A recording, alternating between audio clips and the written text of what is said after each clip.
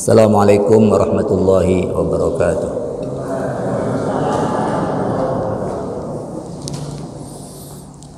Bismillahirrahmanirrahim. Alhamdulillah fi kulli hali wa ala kulli hal. Nahmaduhu wa nasta'inuhu wa nastaghfiruh. Wa na'udzu bihi min syururi anfusina wa sayyiati a'malina. May yahdihillahu fala mudhillalah wa may yudlil fala hadiyalah. Asyhadu an la ilaha illallah wahdahu la syarikalah wa asyhadu anna Muhammadan abduhu wa rasuluh. Allahumma salli wa sallim wa barik ala sayyidina Muhammad wa ala alihi wa sahbihi ajma'in. Amma ba'du. Para jamaah, Bapak Ibu rahimakumullah, marilah kita syukuri nikmat pagi hari ini. Allah kembali mengizinkan kita untuk hadir di masjid ini, salat subuh berjamaah. Mudah-mudahan Allah Subhanahu wa taala mencatatnya sebagai bagian dari pengabdian kita kepadanya. Amin, Allahumma amin. Para jamaah, kajian pagi hari ini melanjutkan tema yang lalu, itu tentang hifdzul mal, tentang melindungi harta. Kita sudah membahas pada kajian yang lalu bahwa di dalam fikih Islam itu secara garis besar harta itu dikelompokkan menjadi dua. Ada harta mubah.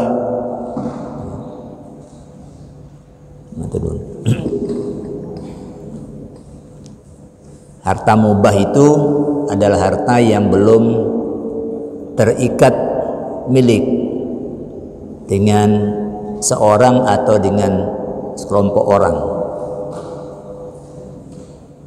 Itu harta mubah. Kemudian ada harta mamluk, harta yang sudah terikat hubungan milik.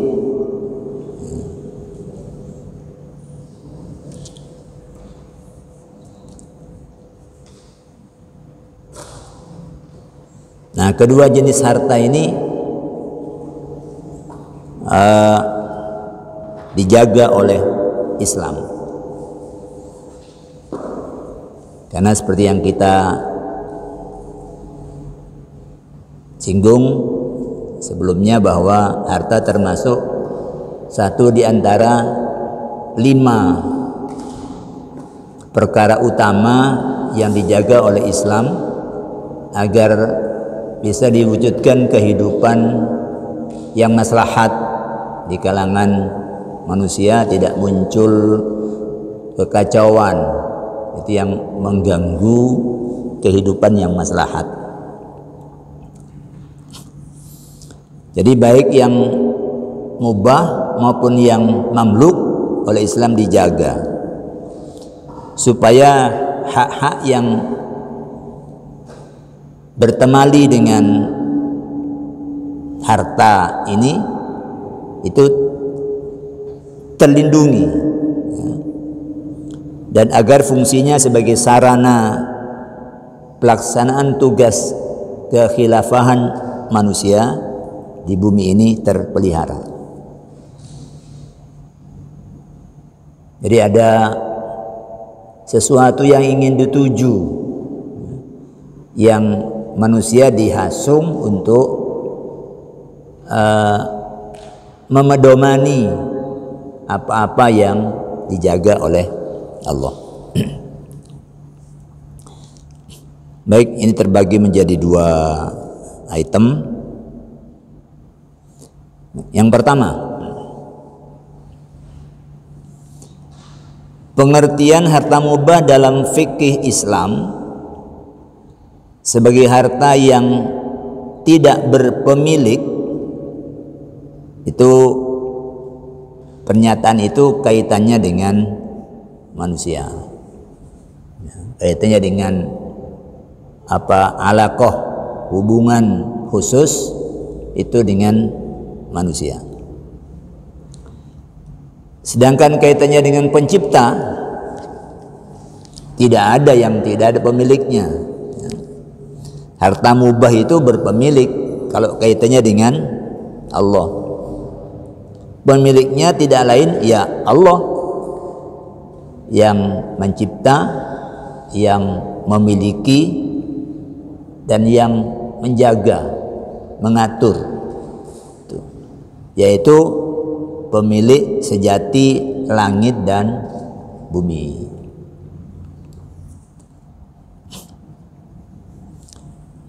Dalam surah Luqman ayat 26 Allah menegaskan, lillahi ma fis samawati wal ard, adalah milik Allah apa yang ada di langit dan apa yang ada di bumi.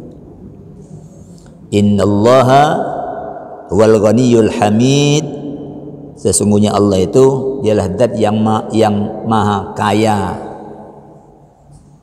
dan maha terpuji. Jadi kalau mau siapa yang sejatinya kaya itu ya Allah. Antumul fuqara, kalian itu fakir. Maka orang yang merasa punya Allah, dia akan merasa kaya, merasa cukup. Kaya itu sungguhnya adalah merasa cukup, bukan angkasratil arad, bukan karena hartanya yang banyak, tapi kaya itu adalah ghinan nafsi, kata Nabi, kecukupan yang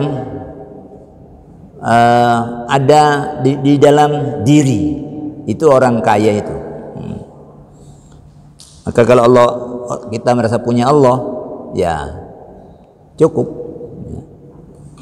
karena kita ini kan gak pernah terbersit dulu ketika kecil mau jadi apa, itu semua Allah yang ngatur.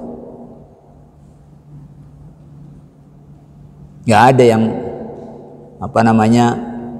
ada proposal untuk kegiatan hidup, gak ada.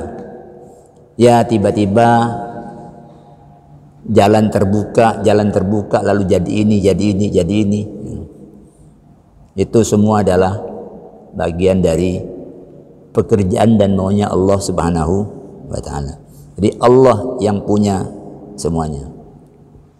Kalau kita melihat segala sesuatu dari sudut ini, maka tidak ada yang tidak berharga.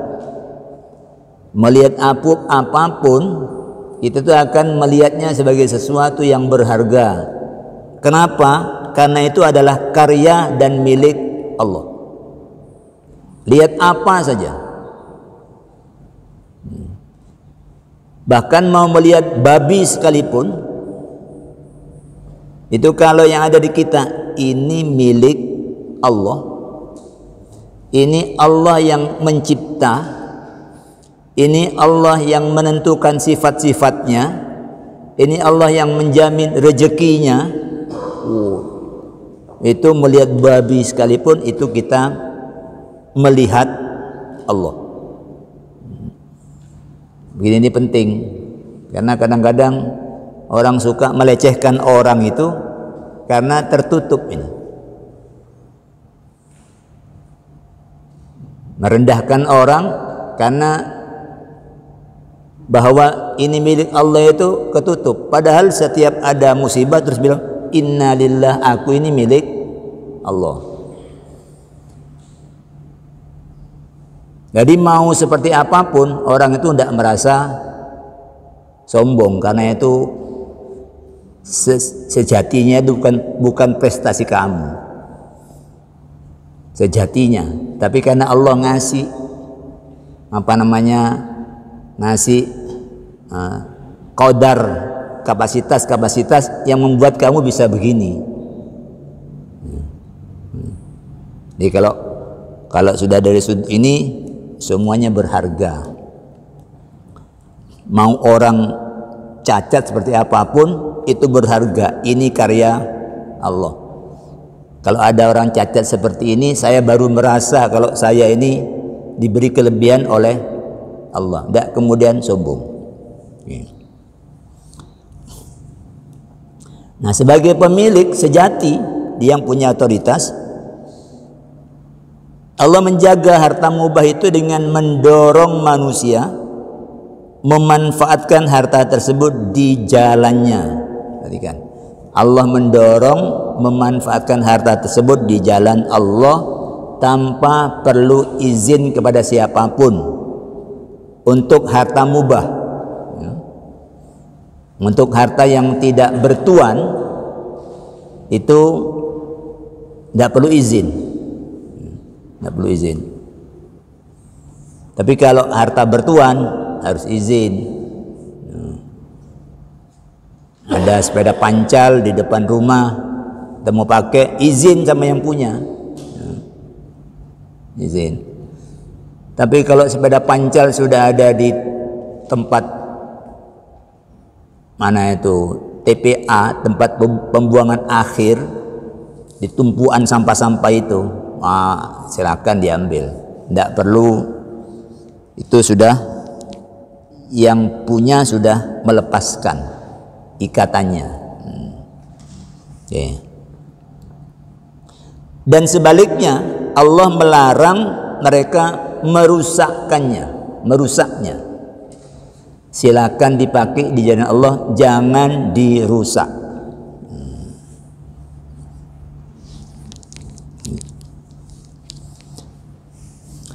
Dalam hal pemanfaatan harta mubah, Nabi Sallallahu Alaihi Wasallam mendorongnya, antara lain dengan menyatakan bahwa siapapun yang menghidupkan tanah mati, maka tanah itu jadi miliknya. Tanah enggak terurus, kok digarap, itu kata Nabi, tanah itu jadi miliknya. Tentu dalam kehidupan real itu kemudian terikat pada kesepakatan dan pengaturan di lingkungan di mana kita berada. Kalau di negeri kita, ya, itu ada proses-proses administrasinya, ya. Ada proses-proses administrasinya, diurus, nanti bisa jadi hak guna pakai, menjadi hak guna bangunan, atau menjadi hak milik. Kan negara sekarang sedang memperhatikan ini, mana-mana ada tanah yang tidak tergarap, diambil, dibagi ke orang-orang yang tidak punya tanah. Ini bagian dari semangat itu. Jangan ada tanah yang kemudian terlantar. Entah sudah ada berapa juta hektar itu yang dibagi oleh pemerintah, ya. Langsung disertifikat, ya. Biar orang-orang yang tidak punya akses ke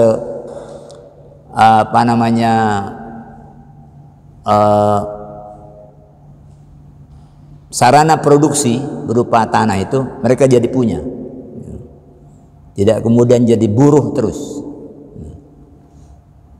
tidak terus jadi buruh tani. Dan kadang-kadang orang-orang yang punya modal itu lalu punya ngurus hak untuk memanfaatkan sekian ribu hektar. Oh iya, kalau dimanfaatkan sungguhan, menghasilkan sesuatu, iya itu menggerakkan ekonomi. Tapi kemudian kalau nggak keurus, diambil lagi oleh negara. kasihkan sama yang bisa menanami. Jadi, jangan sampai bumi yang Allah siapkan untuk manusia itu kemudian dibikin terlantar. Dan itu Nabi menyatakan banyak bahwa penyia-nyiaan harta itu merupakan perbuatan yang diharamkan oleh Allah. Ya. Innallaha harrama alaikum uquqal ummahat. Sungguhnya Allah mengharamkan kepada kalian itu berbuat durhaka terhadap ibu. Waman anwahat, Allah mengharamkan perbuatan menolak untuk melaksanakan kewajiban. Wahat, tapi dia minta sesuatu yang bukan haknya, yang menjadi kewajibannya enggak diurus, tapi dia ingin mendapatkan yang bukan haknya. Wah, ini perbuatan haram. Karena yang Allah minta itu sungguhnya ityanul wajibat. Orang itu laksanakan aja kewajibannya, nanti haknya itu mengikuti. Orang tidak dituntut karena dia tidak mengambil haknya, tapi orang akan dituntut kalau dia tidak melaksanakan kewajibannya. Maka prinsip kewajiban saya apa? Kewajiban saya apa? Jangan bicara hak saya apa di depan. Jadi apapun kewajiban saya apa? Laksanakan itu dengan baik. Kalau pihak lain tidak memenuhi haknya, nah kita itu punya tabungan nanti untuk ditagih di akhirat. Bayaranku sehari sekian, aku sudah kerja full sekian hari, lu kok dibayar cuma sekian hari? Nah, itu kita punya tabungan, nanti di akhirat akan dapat bayaran amal. Pokoknya nggak ada yang rugi, jangan ruwet hidup itu. Tapi kalau kita bisa ngambil yang lebih tinggi lagi, memaafkan, memaklumi, pancene bosku saiki sedang dalam keadaan susah misalnya, wes aku maklumi, wes suwi aku kerja nang bos iki sudah lumayan bisa dapat hidup, sekarang bosku begini sudah, ini lebih tinggi lagi nih, lebih tinggi lagi. Jadi memaafkan itu lebih dekat kepada takwa. Wa wa'dal banat, Allah mengharamkan membunuh hidup-hidup anak perempuan. Bukan maknanya itu laki-laki indah. Ini terkait dengan apa yang sedang ngetren ketika itu. Wa kariha lakum qila wa qala, dan Allah itu tidak suka, membenci kalian kalau kalian itu suka qila wa qala. Yang sekarang sudah pakai HP qila wa qala itu, berita-berita gak jelas, share, gak jelas. Itu namanya jarene. Kalau tanya bener tak iki, embo, lampu kamu sebar-sebarkan. Hati-hati alat yang kita beli mahal-mahal dan kita kantongi ke sana kemari itu bisa menjadi penambah berat timbangan sebelah kiri kita nanti di akhirat. Hati-hati, karena sekarang urusan politik itu membuat orang tidak segan untuk melakukan pembohongan. Ya mestinya itu nggak terjadi kalau orang tahu bahwa kekuasaan itu Allah yang bagi. Jadi Allah itu Malikul Mulk. Allah itu adalah yang menguasai semua otoritas. Tu'til mulka man tasha, engkau ya Allah yang ngasih kekuasaan kepada siapa yang kau mau. Wa tanzi'ul mulka mimman tasha, engkau yang mencabut kekuasaan dari siapa yang engkau mau. Allah itu semau gue. Ya. Jadi kalau dapat juga tapi lewat jalan bohong-bohong itu, ya dapat, tapi ininya harus dipertanggungjawabkan. Kayak orang nyolong, dapat, rezekinya dapat, tapi nyolongnya itu yang harus dia pertanggungjawabkan. Apakah kalau tidak nyolong dia tidak dapat rezeki? Enggak, mesti dapat, karena Allah yang ngatur rezeki. Buktinya yang tidak nyolong-nyolong ya dapat. Jadi kalau orang berpikir Allah itu pembagi semuanya, mestinya biasa-biasa ya. Fir'aun aja dikasih kekuasaan, yang mengaku pangeran oleh Allah dikasih kekuasaan, apalagi yang bukan. Tapi kalau orang terus dicari kesalahannya terus, siapa yang tidak ada kesalahan? Mau kiai sekelas apapun pasti punya kesalahan. Memang manusia itu tempatnya salah, tempatnya lupa, itu manusia ya. Terus kemudian wakat rotas soal, cerewet, kakian takon tuh actionnya nggak ada. Ustadz, kalau saya punya harta sekian, zakatnya berapa ya? Takon tuh tapi nggak bayar. Takon akhirnya jadi angil dewe karena kebanyakan takon. Itu dulu sifatnya orang Yahudi, banyak tanya. Wa idha'atal mal, ini yang terakhir. Allah mengharamkan menyia-nyiakan harta. Nah, perbuatan penyia-nyiaan harta bisa karena pelit, sehingga harta tidak termanfaatkan, dan juga bisa karena boros, sehingga harta terbuang percuma. Pelit itu jalan setan, boros itu jalan setan.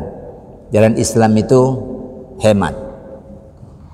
Hemat itu berpikir manfaat. Ini manfaat apa enggak?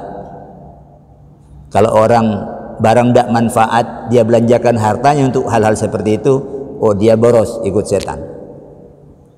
Kalau ada orang manfaat tapi bertahan untuk tidak membelanjakan hartanya, ini orang pelit. Orang pelit.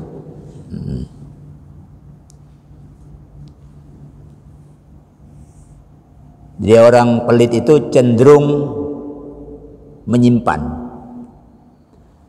cenderung menimbun, menimbun. Yang itu di dalam surat Taubah ayat 34 itu Allah nyatakan, walladzina yaknizuna adz-dzahaba wal fiddah, orang-orang yang menyimpan emas dan perak, menyimpan dinar dan dirham, menyimpan real dan dolar, menyimpan rupiah dan rupiah, disimpan ya. Wala yunfiqunha fi sabilillah, tidak dibikin berjalan dia, dibelanjakan di jalan Allah. Fabashshirhum bi'adzabin alim, sampaikan berita gembira kepada mereka bahwa sudah ada azab yang pedih yang disediakan oleh Allah. Simpan itu ya dibiarkan dia tidak berfungsi secara ekonomi, karena harta itu kan Allah dorong untuk belanjakan di jalan Allah.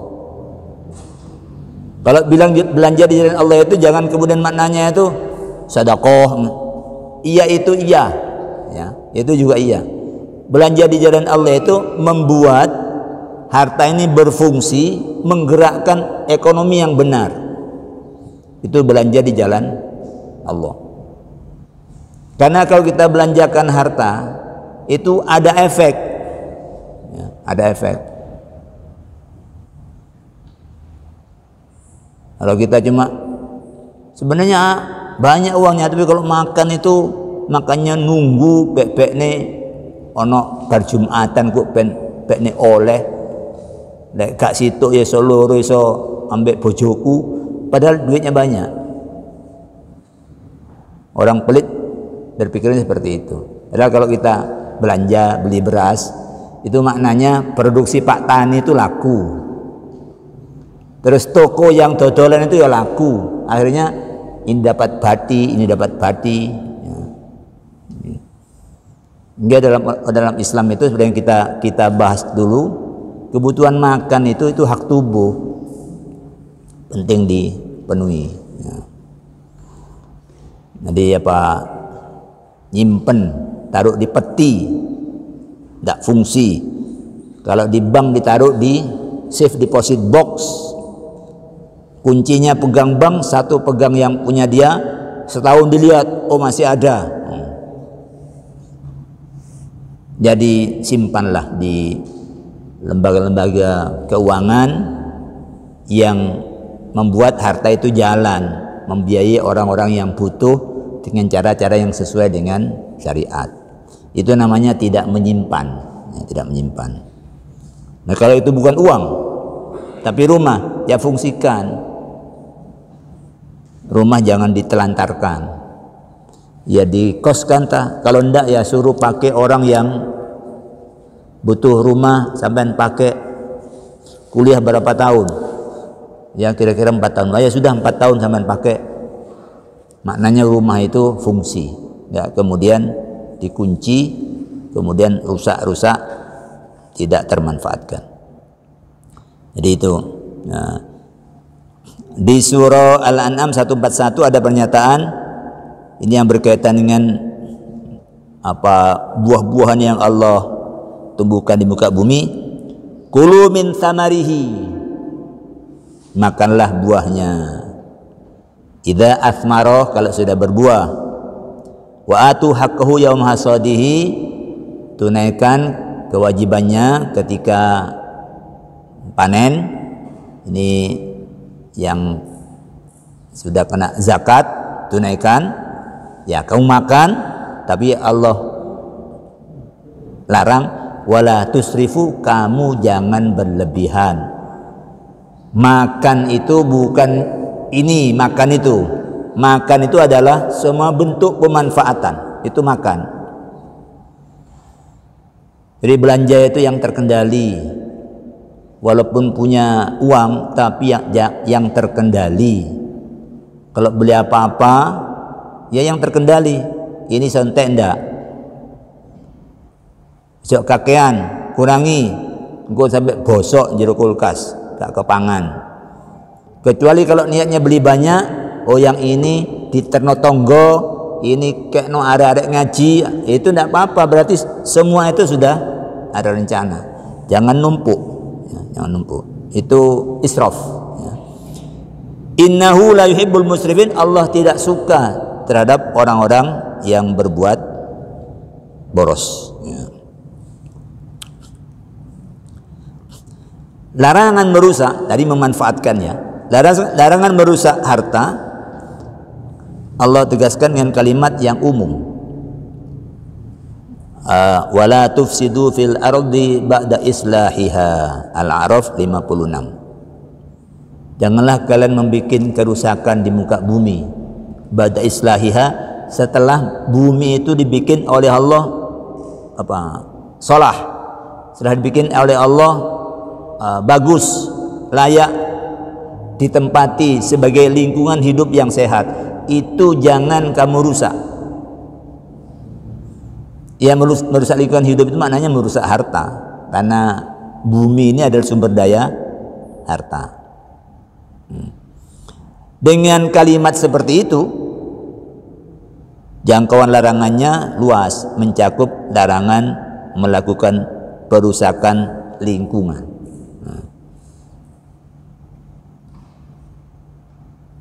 Ya, kita mesti baca info itu mengenai ini supaya kita dapat menyesuaikan diri agar lingkungannya tidak rusak.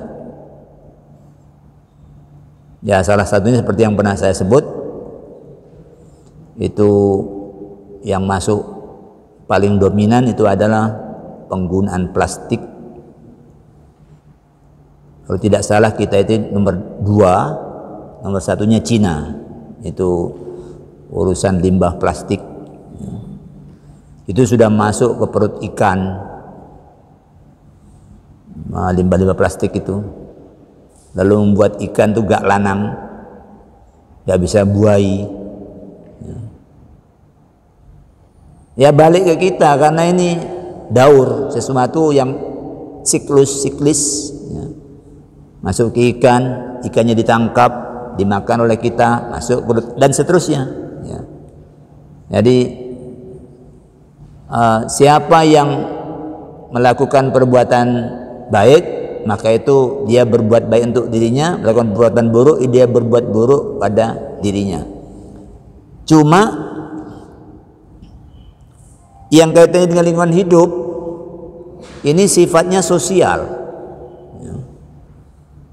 Efeknya itu efek kemana-mana, karena apa yang kita lakukan itu tidak saja menimpa kita, tapi bisa menimpa pihak lain. Kalau menimpa pihak lain, itu dosa sosial. Kalau dosa sosial itu tidak cukup dengan istighfar. Kenapa? Karena ada pelanggaran hak. Tidak cukup dengan umroh. Umroh tidak menghapus dosa sosial. Orang yang pernah kita ambil hartanya secara zalim, itu kalau mau menyelesaikan, kembalikan atau mintakan maaf ke orang itu. Tapi kalau tidak, ada nanti hitungannya di akhirat. Walaupun banyak pahala haji, pahala umroh, pahala sedekah, pahala segala macam, tapi sini tanggungan sebelah sini juga banyak. Kalau di zaman sekarang masih di dunia, orang masih bisa menyelesaikannya dengan rupiah. Aku dulu pernah utang sama kamu, ingat nggak? Embo sih, gak eling. Orang udah lama nggak ingat. Tapi catatannya kan ada. Aku dulu punya utang 2 juta, tapi tahun sekian. Saya kira bayare, ya yang adil itu dulu kalau 2 juta dapat emas berapa? Bayar zaman sekarang harga emas berapa? Itu baru adil. Ya, baru adil. Nah di dunia masih bisa bayar, ya bayar. Tapi kalau di akhirat, la yanfa'u malun, sudah tidak ada gunanya harta. Wala banun, gak ada gunanya anak.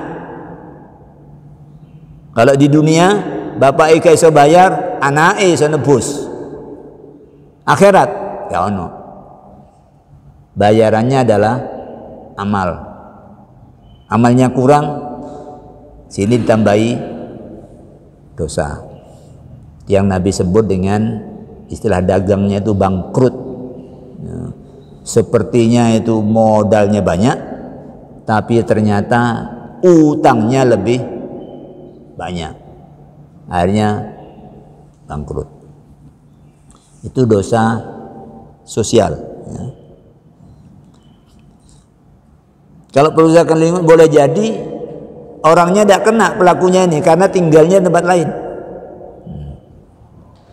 Yang punya perusahaan itu orang, misalnya orang mana, orang Eropa, perusahaannya di sini mencemari lingkungan. Yang punya itu tidak kena sini, tapi yang menderita orang yang di sekitar situ.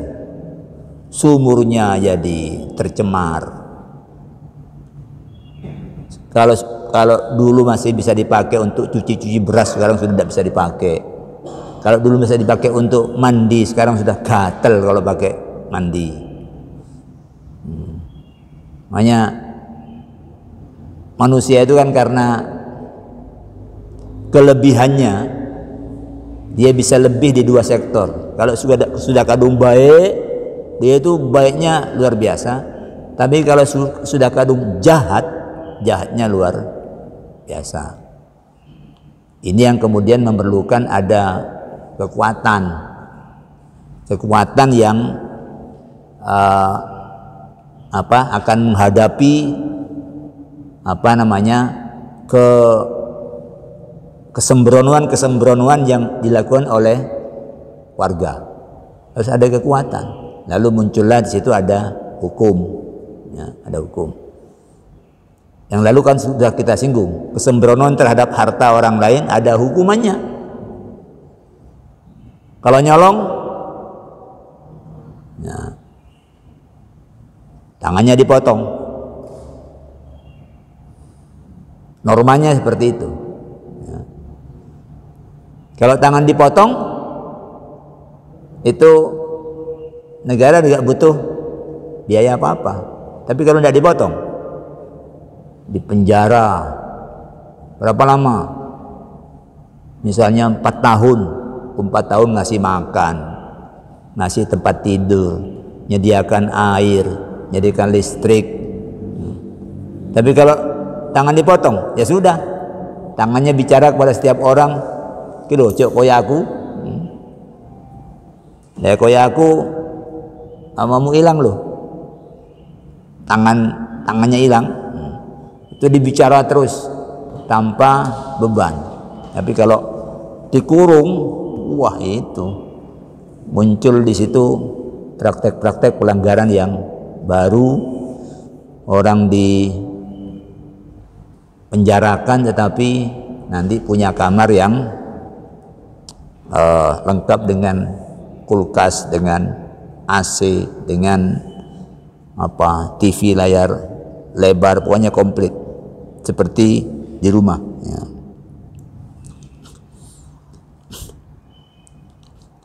Jadi dosa jenis sosial ini menghapusnya lebih berat daripada dosa karena melanggar hak Allah. Dan Al-Quran menegaskan, innallaha la yuhibbul mufsidin, sesungguhnya Allah tidak suka pada orang-orang yang berbuat kerusakan.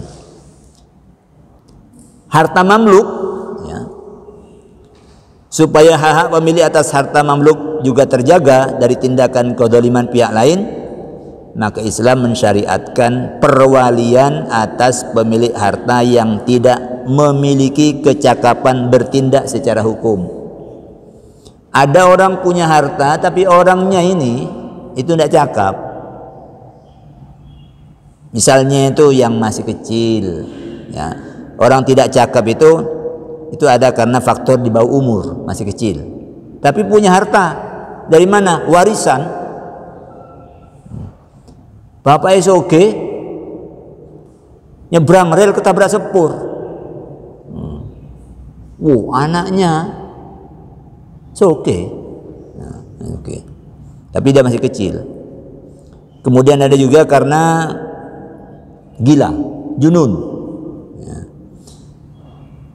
Kemudian ada karena safaha, karena idiot. Atau kalau kita itu ada orang yang sudah pikun, ya, pikun. Sudah enggak normal, ya. Maka yang begini-begini ini itu harus ditaruh di bawah perwalian orang yang mampu secara hukum untuk bertindak terhadap hartanya. Jadi yang umum kan di kita itu anak yatim, ya. Anak yatim itu mesti ada walinya, ya. Karena orang itu punya kecakapan bertindak itu bertahap. Kalau masih kecil, ya, belum mumayyiz, si bayi itu semuanya walinya.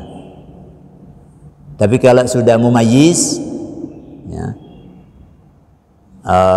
kalau masih kecil itu untuk yang sifatnya menerima itu sudah punya hak dia. Untuk menerima itu sudah punya hak. Kalau sudah mumayyiz, Itu yang kecil-kecil itu untuk yang sifatnya menguntungkan dia itu oke. Dikasih orang uang ya oke. Dikasih orang mainan ya oke. Tapi kalau sifatnya merugikan, dia mau ngasih sepeda motor sama orang padahal masih kecil, ini wali, ini butuh persetujuan wali. Kalau cuma untuk menerima, menguntungkan, anak majlis itu sudah dianggap oke. Dari mana kamu ini? Kok bawa sepeda mini? Oh, saya dikasih hadiah di sekolahan. Oh iya, oke sudah.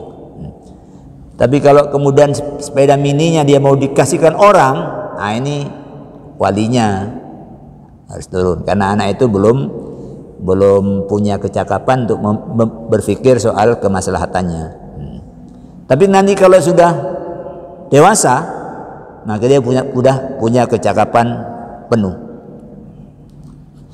Karena itu maka wali yang menjadi wakil dalam pelaksanaan tindakan-tindakan terhadap harta itu kalau sudah dewasa itu segera kembalikan.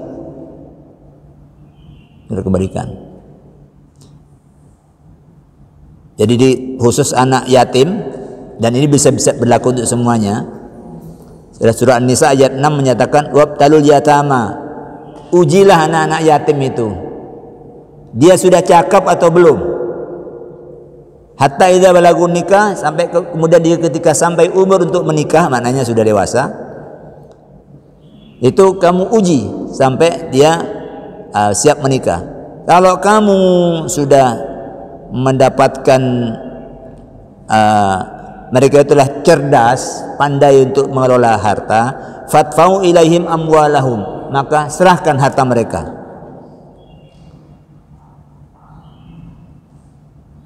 Wala ta'kuluha israfan wa bidaron.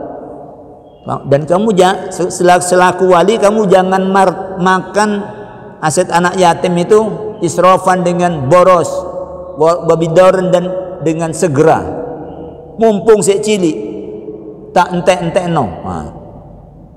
Karena wali itu kadang-kadang ada yang nakal. Wa bidaron ayak baru.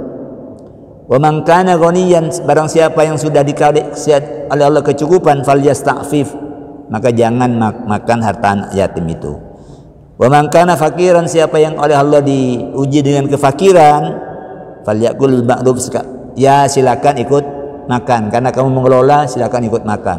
Tapi kalau sudah dibikin cukup, kamu jangan ambil harta anak yatim itu. Faida dafa'tum ilaihim amwalahum, kalau kalian menyerahkan kepada anak yatim harta mereka, fashidu alaihim, maka persaksikan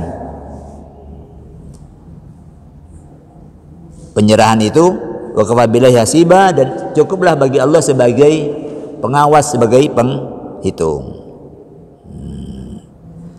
Jadi ini bagian dari sistem penjagaan harta, agar orang-orang yang punya harta tapi dia tidak cakap itu tidak jadi sasaran kedoliman orang lain. Karena orang dolim itu banyak. Kita kadang-kadang ya didolimi juga. Tiba-tiba masuk, nomor Anda mendapat ini. Terus, Anda mendapat untuk umroh. Adik saya kena itu, umroh itu.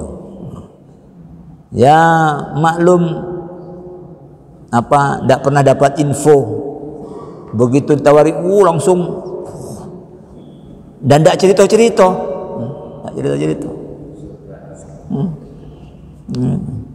Akhirnya saya mengganti karena yang dipakai bukan duitnya. Suruh setor sekian, nanti amblas, orang tidak kenal. Nah, hati-hati. Termasuk kalau ibu bapak kecelakaan ini sudah itu hati-hati. Pokoknya kalau orang tidak kenal kok towo-towo, nah itu modelnya sudah seperti itu. Ngebel sana ngebang. Saya sudah bolak-balik. Kalau sudah itu sudah saya catat. Ini BCA palsu, ngaku dari BCA. Ini ngaku dari BTN. Saya tulis BTN palsu. Begitu masuk lagi, ya kita tidak direken. Kok ada bank ngubungi nasabahnya itu habis isya, bang Opoy. Tapi anak saya kena itu, saya kena. Ya, pas ngajar ngaji dibolak-balik di bel karena mangkel, wis dikasih no, pinnya dikasihkan. Untung masnya di rumah pas ngecek itu, loh, kok punya adik kok terus berkurang terus. Akhirnya dia cancel. Istrinya telepon bank ini, ya telepon bank ini, suruh blokir. Ya. Pas sedang ngajar ngaji bolak-balik ditelepon, merasa terganggu, akhirnya yang dia minta dikasih, pinnya dikasih no. Hanya sudah hampir sudah 1.900.000 sekian, akhirnya banknya blokir.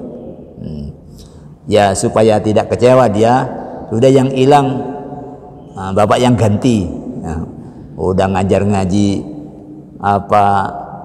apa namanya kepentingannya itu untuk didik arek-arek, kemudian dia kena, ya udah biar enggak kecewa. Jadi ini di ayat An-Nisa 110 Allah menyatakan innal ladzina ya'kuluna amwalal yatama dzulman innama ya'kuluna fi butunihim nara wa sayaslawna sa'ira. Sesungguhnya orang-orang yang makan harta anak yatim secara zalim, sesungguhnya yang dia makan itu tidak lain adalah api. Iya, wujudnya itu duit. Makan tuh jangan kesini dulu Pak ya. Makan tuh memanfaatkan. Yang dia makan tuh itu api. Wa sayaslawna sa'ira, nanti mereka akan masuk neraka. Ya. Jadi makan itu bukan, makan itu konsumsi itu tidak hanya untuk ini. Karena dulu ada orang, Ustadz saya kerja di sini tiap hari itu ya dapat Ustadz, dapat ya. Itu malah tidak kurang dari 200 sebelum zuhur sudah dapat. Terus gimana? Tapi tidak saya makan Ustaz, saya belikan barang-barang. Lepo doa itu jangan dianggap makan itu terus yang masuk ke sini ya. Barang-barang yang melanggar hukum itu, menggunakan itu, memanfaatkan artinya makan. Itu kok no sepeda motor digawe ngelencer nang Hongkong, itu makan, itu makan. Jangan listrik itu siapa sih mangan listrik? Kau no. Ya. Tapi nyolong setrum itu maknanya makan setrum. Ya, makan setrum. Ya, tidak ketok sih. Wong ini dipendem. Tidak ketok. Ya. Baru kalau PLN yang nyari ketemu, tidak ketok. PLN apa namanya? PDAM. Oh, dijebol dari bawah, dimasukkan ke dalam tandon. Nanti tandonnya itu akhirnya dijual. Meterannya kecil, hasilnya banyak. Nyolong, bisa soke, bisa soke. Tapi setelah soke mau apa? Mau apa? Yang ada hanya tinggal penyesalan tiada tara. Nah itu yang susah, ya susah. Jadi ayo dijaga harta kita ini, cara mendapatkannya yang benar, cara memanfaatkan juga yang benar. Dengan begitu maka mudah-mudahan nanti untuk urusan yang satu ini, ketika di akhirat ditanya dari dua segi, min ainak tasabahu, dari mana dia memperolehnya, wa fi ma anfaqahu, untuk apa dia membelanjakannya, itu mudah-mudahan gitu nggak banyak persoalan. Oke, lanjut Pak. Kayak mau ke bandara negatif, ya, enggak, jangan. Kalau positif, sana dulu Pak. Nah, ini urusannya jadi panjang. Ya. Baik, itu Bapak Ibu sekalian, sisi lain dari aturan dalam syariat Islam yang orientasinya itu adalah untuk menjaga harta agar tidak terdolimi oleh pihak lain, agar hak-hak yang punya itu bisa terjaga, dan kemudian harta itu bisa terfungsikan dengan semestinya, itu sebagai sarana bagi kita untuk memakmurkan bumi dengan mencerminkan kualitas-kualitas atau sifat-sifat Allah di muka bumi ini. Waktunya masih ada, monggo kalau ada yang ingin. Masih ada ya? Oke, silakan monggo.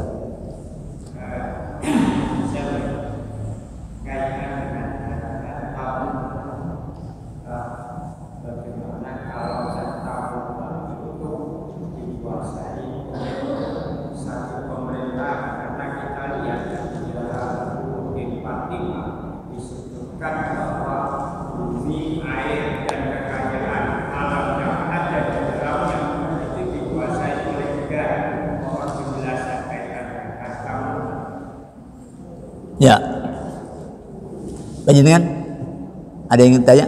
Oh ya, oke. Ya, negara itu kan sesungguhnya hadir sebagai bentuk perjanjian bersama. Ya. Jadi kalau kita itu tidak diatur oleh satu otoritas, ruwet kita ini. Ya. Negara itu sesungguhnya perjanjian bersama, perjanjian luhur, membentuk pemerintahan. Nanti diatur kekuasaannya apa saja, itu untuk mengurus urusan-urusan publik di kita. Nah, di dalam perjanjian luhur yang berwujud konstitusi itu dinyatakan bumi, air dan udara dikuasai oleh negara. Tidak boleh orang sembrono, orang lain tidak boleh sembrono, orang yang di dalam juga tidak boleh sembrono. Ini negara yang membagi. Ya. Kalau sembrono nanti yang kuat bisa dapat banyak, yang punya pistol bisa ngusir orang. Tapi negara punya kuasa.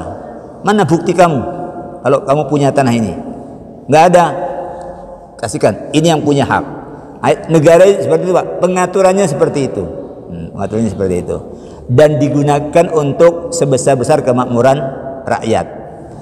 Intinya di situ. Kenapa Nabi bilang itu tanah yang nggak garap, siapa yang menghidupkan itu jadi miliknya? Itu manifestasi dari pengaturan itu. Perlu itu, Pak. Kalau ini ndak, wah, yang kuat-kuat bisa mengusir yang lemah-lemah. Tapi negara ngatur kayak tadi itu. Ini ndak terurus, kasihkan ini, terbitkan sertifikatnya.